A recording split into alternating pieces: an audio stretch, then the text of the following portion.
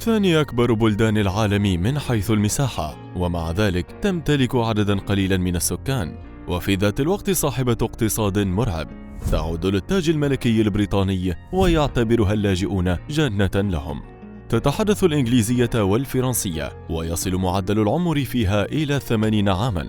يحبها العالم ويتمنون زيارتها، لكن الكثير لا يعلمون عنها تلك التفاصيل.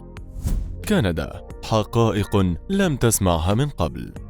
كندا التي تصل مساحتها 9.98 مليون كيلومتر مربع، والتي تضم أكثر من 34 مليون نسمة، تعتبر ثاني أكبر دولة من حيث المساحة، واقتصادياً تعتبر من الأنجح في العالم، حيث تعتبر أحد البلدان التجارية وواحدة من أغنى الدول، مع قطاع خدمي نشط للغاية واحتياطي ضخم من النفط. تتبع نظاما ديمقراطيا، لكنها في الحقيقة تتبع للتاج الملكي البريطاني، حيث تعترف بملكة بريطانيا كرئيسة لها، ونظامها البرلماني هو في الواقع بريطاني أيضا.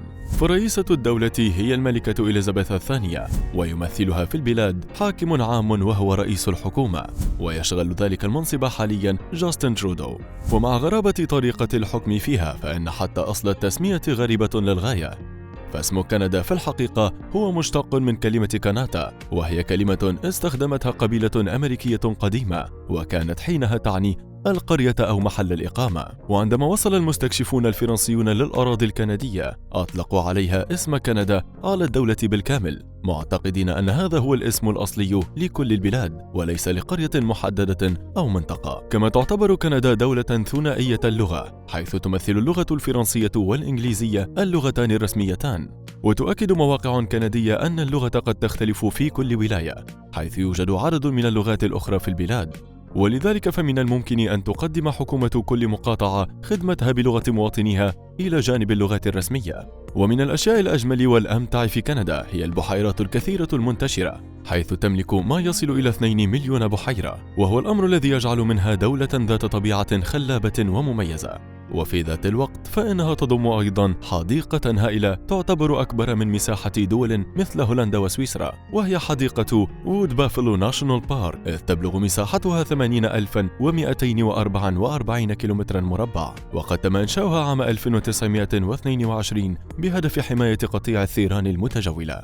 ولدى كندا امتياز لا تملكه أي دولة أخرى، فهي تعتبر صاحبة أقدم شركة تجارة في العالم، وهي هاتسونز باي، التي أصبحت رمزاً لكندا وتأسست في عام 1670. بدأت الشركة العمل في صناعة الفرو، ومنذ ذلك الحين نمت لتشمل مجموعة متنوعة من سلع التجزئة، من المشروبات الكحولية إلى سمك السلمون المعلب، ثم القهوة والشاي أيضاً. ورغم كون الشركة اليوم مملوكة من قبل أمريكي، لكن لا يزال اسمها وتجارها بارزين في كندا. وربما لا يعلم أحد في العالم أن كندا ظهرت فيها كرة السلة لأول مرة، ويعتبر الكنديون هم من اخترعوا كرة السلة ثم صدروها للعالم، وخصوصا أمريكا التي باتت رائدة فيها فيما بعد، واكتسب دوري NBA شهرة كبيرة فيها، والذي بدوره يضم عددا من الفرق الكندية. ومن الحقائق التي قد تصدمك نوعا ما أن في مطبخك قد يكون هناك منتج كندي، إذ تعد كندا أكبر مصدر للعدس الأخضر في العالم، وتمثل أكثر من 80% من الصادرات العالمية. وعلى الرغم من شهرة حديقة سنترال بارك في نيويورك بكونها أكبر حديقة في العالم، إلا أن كندا تملك حديقة أكبر منها في الواقع، وهي حديقة ستانلي بارك التي تصل مساحتها إلى 1001 فدان، ما يجعلها أكبر من حديقة نيويورك ب10% تقريبا.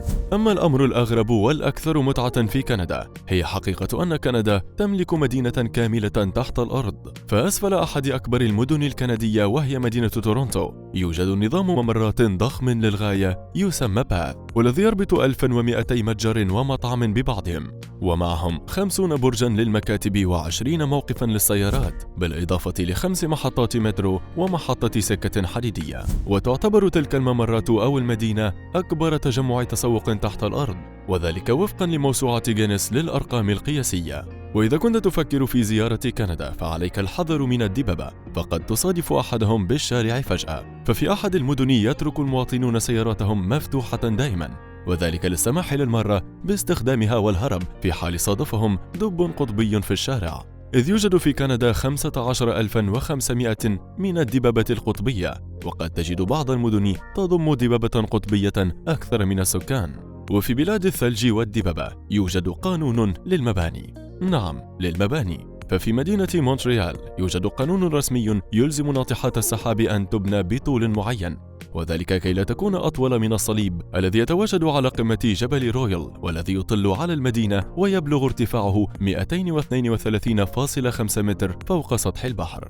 ومع تصديرها للعدس وقوانينها الغريبة، فإن شركة رويال كنديان مينت الكندية والتي تقوم بصنع العملات المعدنية في البلاد لا يقتصر عملها على الداخل فقط، فهي تصنع العملات لأكثر من 89 دولة حول العالم، وقد وقعت قبل سنوات العقد الأطول في تاريخها، وكان مع بربادوس الذي سيستمر ل30 عاما. كما أن الكنديين وحدهم في الكوكب من يتحدثون باسم بابا نويل، حيث يتمكن سنويا الآلاف من الأطفال حول العالم من الحصول على إجابات واقعية على أسئلتهم ورسائلهم، إن كانت خطية أو إلكترونية في كل عام، حيث يشرف سنويا عدد من المتطوعين في بريد كندا على الرد على أكثر من 1,000,000 رسالة تصل ب30 لغة مختلفة، بعضها بلغة برايل للمكفوفين حتى.